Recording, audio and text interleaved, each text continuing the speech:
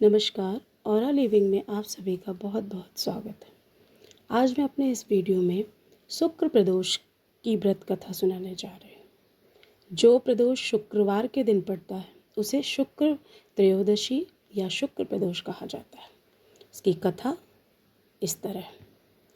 सूत जी बोले, प्राचीन काल की बात है, एक नगर में 3 मित्र रहते थे।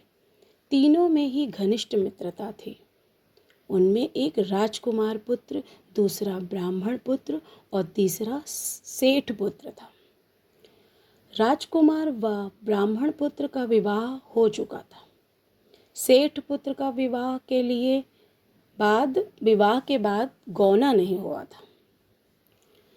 एक दिन तीनों मित्र आपस में स्त्रियों की चर्चा कर रहे थे। ब्राह्मण पुत्र ने नारियों की प्रशंसा करते हुए कहा, नारीहीन घर भूतों का डेरा होता है। नारीहीन घर भूतों का डेरा होता है।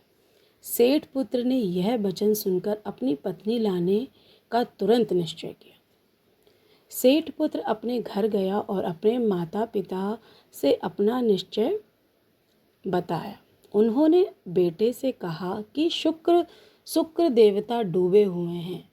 इन दिनों बहू बेटियों को उनके घर से विदा कर लाना शुभ नहीं है। अतः शुक्रोदय के बाद तुम अपनी पत्नी को विदा करा लाना। सेठ पुत्र अपनी जिद से टस से मस नहीं हुआ और अपनी ससुराल जा पहुंचा। सास ससुर को उसके इरादे का पता चला।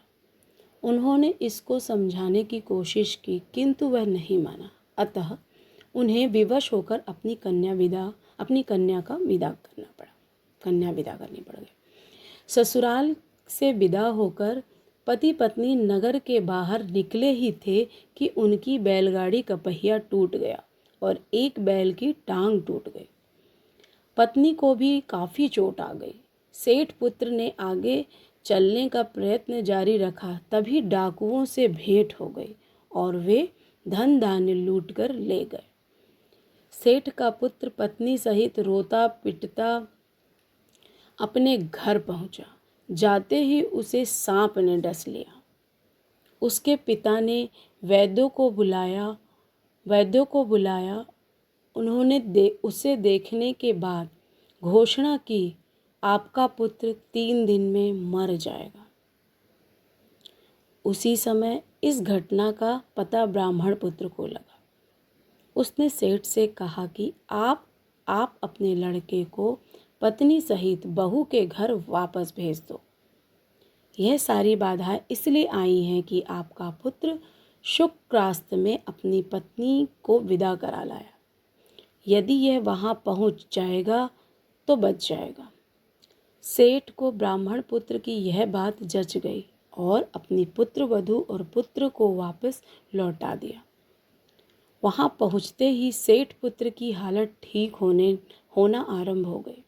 तत्पश्चात उन्होंने शेष जीवन सुख आनंद पूर्वक व्यतीत किया और अंत में वह पति पत्नी दोनों स्वर्ग लोक को गए।